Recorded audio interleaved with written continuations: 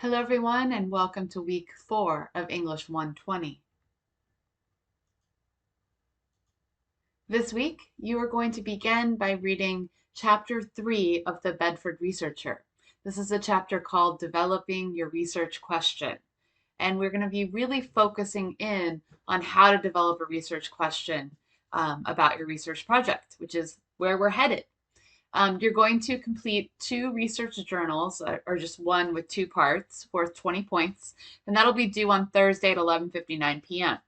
And you're going to complete the learning module, and on cultivating research for information needs. And within that, in addition to the assignments that you do during the progression of the learning unit, you also have 2 assignments. One is complete the assignment Finding Sources through the McCarthy Library, which is worth 10 points, and it's also due on Thursday at 11:59 p.m. And then you'll need to, as always, take the research quiz, which is worth 20% of your grade, so you want to spend time on it. And just a heads up that Monday is a holiday. It's Labor Day, and so we are not going to be meeting for English 95, and I will not have office hours on Monday. So if you do have questions, I can still answer them via email, but I will be taking Monday off. So let's talk a little bit about learning module number 4. So this is called Cultivating Research for Information Needs. You'll have already read chapter 3, hopefully, before you begin this. It's really important that you read the whole chapter, okay? But I'd like you to go back and review in chapters 2 and 3 the pages that they highlight, because it'll really set up what you need to do in order to understand what we're going to be talking about in the unit, okay? Then you're going to explore the NBC McCarthy Library How to Do Research Primer. I've outlined several units that I'd like you to really pay attention to and kind of giving you some tips on how you can actually interact with your librarian even during a pandemic. So there's hours listed on there when you can have live Zooms with the librarian. And I really suggest, and I will give extra credit for, you going to one of those sessions and just getting to know a librarian, getting an overview about researching using the library during a pandemic, okay? Because this is tricky, all right? So yes, I will give you 5 points extra credit if you do that. And this also makes me realize that you have watched the lecture to this point, is if you do this. So little Easter egg is what I call it. All right. You're going to be doing another, there's also another assignment that's not going to be due until next week. So don't worry about it this week, but review it this week. And that is your research project timeline. This will be due as part of your research topic paper, which I'm going to assign next Friday. So don't panic about it yet. It's just a short paper, but you will be turning in your first research paper a week from I'll be assigning it a week from this Friday. But the timeline is going to go over how to kind of organize your research project, how to think through what are you going to do first, what are you going to do second, what are you going to do third. It'll make much more sense after next week's lecture where I talk about your actual research project. But if you want to just take a look at it, that would be great.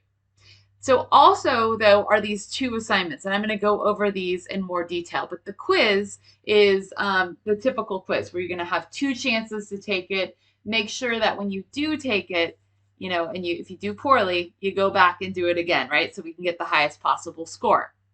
So let's talk about the assignment Finding Sources through the McCarthy Library. So after you've gone through, you want to do this after you've gone through you've looked at the library website, which I'm sure all of you have done at this point, right? Probably with some bad links, and I apologize for that. They changed the URL of the actual college so that it's HTTPS instead of HTTP. So I apologize for that. But in this assignment, what you're going to be doing is using the online catalog. So it's just where you search for books. And also the article and databases links, the database link. You are going to find 4 sources on your topic that you've been working on, that you turned in your research journals on last week, that same topic, you are going to find 2 books, and these can either be an ebook or a physical book. It might be difficult to get a physical book right now, but they need to be sources you find at the library. This is where having that interaction with the librarian is a really good idea, and an extra 5 points in your grade book, right?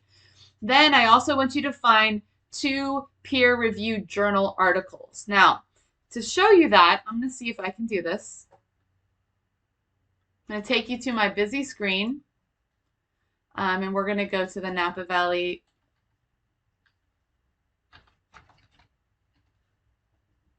See, that's what happened. This is real time. There we go. So if I go to the Napa Valley College website and I go to the library, and I go to the McCarthy Library, and I go to databases, and I go to one of my favorites down here. I go to Academic Search Complete. And hopefully it'll open for me while I'm live.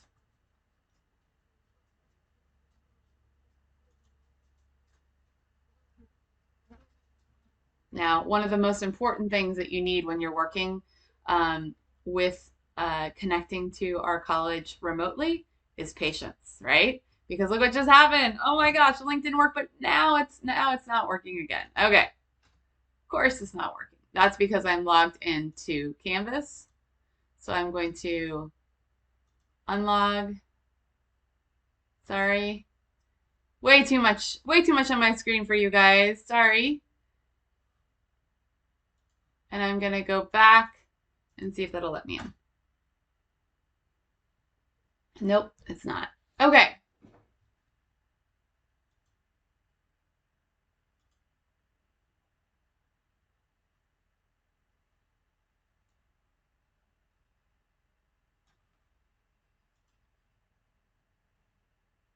Now we're in. So patience is a virtue, right? Okay, so say I was doing a search on natural disasters, okay? And I do a search and I come up with, oh my gosh, I have 43,000 entries. What should I do? Okay. What you're going to do is, first off, you're going to click on full text, because full text is going to, that means that you will get the full article when you search for it. Okay. So you want to have that. The other thing is, look over here, scholarly journals. That's something I ask you for, right? You can just click on it, and already we're down to 10,000. Now, source types, you can see book reviews and magazines, or you're not interested in this, so you're going to choose just academic journals. Okay, that narrowed it even more. You're going to go down and look at natural, there's all these different types of, maybe I just want to look at earthquakes. So I'm going to narrow it down like that. Now we're down to 694, okay? I'm going to go down here and look even more. I can look by subject, right? If I want to look at earthquakes in Japan or Taiwan or Chile, all kinds of different subjects, the publication, the different types of publications, the publisher, the company, the language, the geography. We want to make sure that we're in English for these, most likely. I don't think you, unless you speak Russian, I don't. Okay. So now I've got all of these. I've got it down to about 650. That's a lot. Okay. And I can continue to change the search by adding in an advanced search, right? Adding in some of those keywords that I added last week. So say I was interested in the economic impact of natural disasters.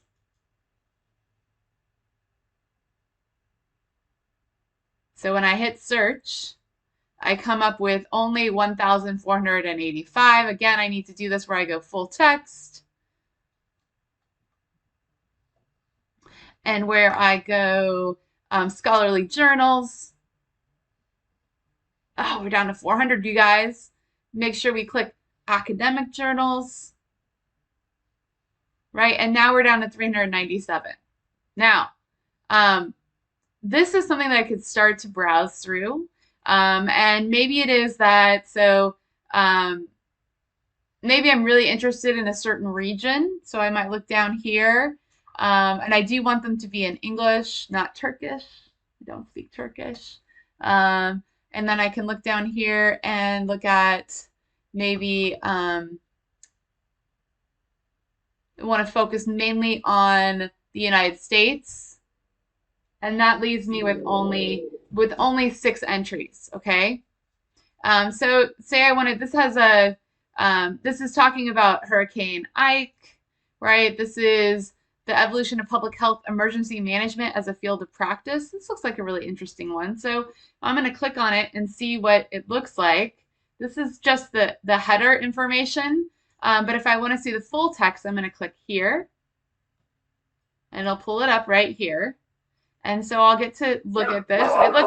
I can see that Dale A. Rose is the author, and automatically I know he's an expert because he's got a PhD, right? There's a second author here, Shivani Murthy, MPH, right? And these are master's degrees, right, in this area. And then this is more information about the authors right here, okay? Also, it tells us information about when it was published, right? This is from 2017. And let's see if there's any details at the end where we get more information. Yes, look at all these footnotes. All of these are references to other documents that you could possibly use for your research. So what do you do with it now that you have it? Remember, I want you to save these, right, as part of your research log. Okay, so you're gonna want to download it, right? And you can either save it to a drive. So say you have a Google Drive, you can save it right here. You can print it. That's the old school way that I do. You can email it to yourself. You can save it to a folder. You can learn how to cite it. You can cheat there, but know that they don't always get it right. So if you do go to MLA right here to cite it, you want to make sure you check it, that it's correct. Otherwise, you'll lose points. But that kind of gives you an idea of what you are, how we work with the documents that we find. Now, once you find your sources, you're going to need to cite them. So you're going to, when you find 2 books and 2 peer-reviewed journal articles, you are going to cite them in MLA format in your research journal. You're also going to include proper bibliographic citations. And we'll do that in MLA format, which is the Modern Language Association style. Now, maybe you don't have a lot of experience using MLA style. That's fine. We're going to try it today. And right here, the Bedford Researcher Chapter 20 is your friend for how to do this, okay? I also have a tutorial, though, that's available on the site. When you click on it, kind of goes over basically all of these things, the author name, the book title, the publisher, the year of publication. They're all little containers of information, and how you pay attention to them is really important, okay? So when you're citing a book, you're going to put the author's name first. So it'll be last name and then first name, and then you'll put the book title. Oops. I don't know how to fix that. Don't do that. You'll put the book title. Notice that it's italicized. Okay, the titles of books are italicized. The titles of articles are in parentheses. And notice that the punctuation you see here. Okay, sorry, I'm just fixing my typo I just made. Okay, so the title is italicized, right? This is the publisher, right? And all of this can be found on the title page. So when you're looking at a book like this, right? This is our Bedford Researcher, okay? You turn to the title page, is the page with the title on it, okay? And then on the back of that is where all this important information is. And that's where you'll find the copyright, when it was published. And then on the front of it, you'll find the publisher, Macmillan Learning. That's the publisher of this book, okay? You can do that for any book. So here's a great poetry book called Don't Let Me Be Lonely by Claudia Rankine. And if I look at the title page, it's published by Grey Wolf Press. And on the back, you see the publication date. Let's see, where is it? 2004. Okay? So if I were going to cite that, I would say Rankine, comma, Claudia, period. Don't Let Me Be Lonely, italicized, period. Grey Wolf, comma, 2004. Okay? Now, for MLA-styled articles from databases, this is the information you want to include. The last name and the first name of the author. Again, these are all available in Chapter 20 of the Bedford Researcher. In fact, on page 339, there's a great tutorial on how to actually do this, okay? So it takes you through, like, what do you do if there's more than one author, right? So this is where you'll find answers like that. So this is what the page looks like. Hopefully you can see that. You're going to do last name, first name of author, period. Article title, notice italics, right? Periodical title. The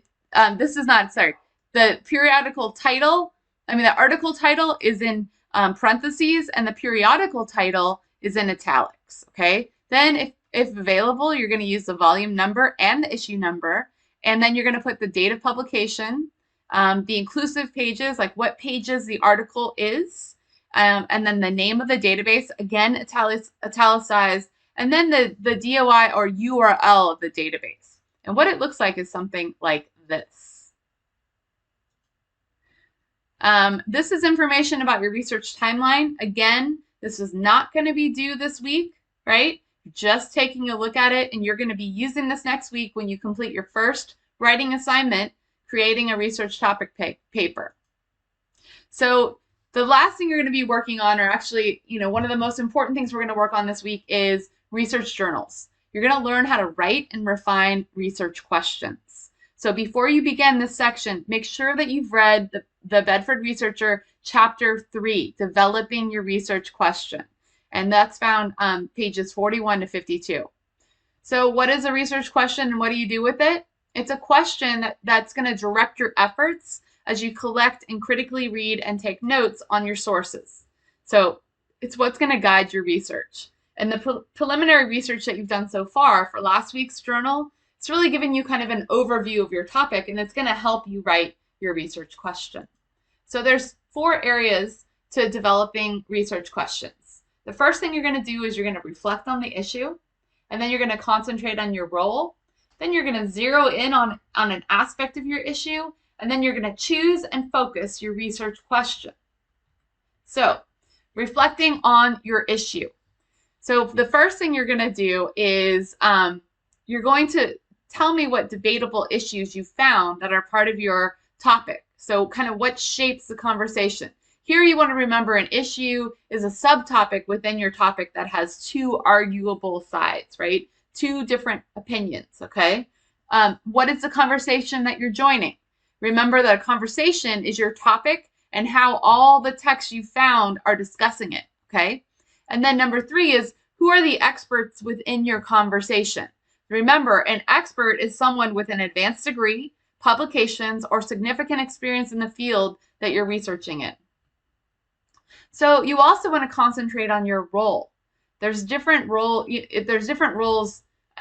Which role you take really changes the way you approach your research. So, for example, you are writing an argumentative research paper. So your role might be to evaluate, to analyze. You might be solving problems, or you might be trying to convince or persuade your readers. Next, you want to zero in on one aspect of your issue. So you want to begin generating research questions by using pre-writing techniques. Remember pre-writing techniques that we had in Chapter 1? So you're going back to them, like free writing, like looping, right? These ideas of really brainstorming, thinking of information. So here are some starters that you can use. So these are sentence starters that you can use to find some useful lines of inquiry. So for information, you can ask what is known and not known about natural disasters, right? For history, you can ask, what has occurred in the past that's relevant to an issue, right? Or for assumptions, you can say, what conclusions, merited or not, have writers and readers already made about this issue, right? Goals could be, what do writers and readers involved in conversation about this issue want to happen or want not to happen? Outcomes, a type of question about that would be, what has happened so far? What is likely to happen within this issue? And policies would be, what are the best procedures for carrying out actions and for making decisions? So you have 2 research journals this week. The first one, you're going to use the table on pages 44 and 45 in the Bedford Researcher to generate at least 10 potential questions. You're going to try and make these questions large enough that you need to answer them with an 8 to 10 page argumentative research paper. Okay, so they should be about things that that have 2 sides to them. Okay. The second part is you're going to use the methods that are shown in chapter 3 to refine and focus 3 of your research questions. 3 of them, okay? You want to make sure you begin whatever question you're using, you're going to begin it with a conditional phrase, such as, given that, and if you look at page 49, there's some great examples. And then you're going to also work on narrowing the scope of that question. Don't use vague words or phrases. Use the terminology specific to what you're talking about and be as specific as possible. All right, guys, that's it for this week. Again, we do not have an English 95 session because it's a holiday, but I will have office hours on Tuesday and Wednesday in case you have questions. All right, I'll see you guys online.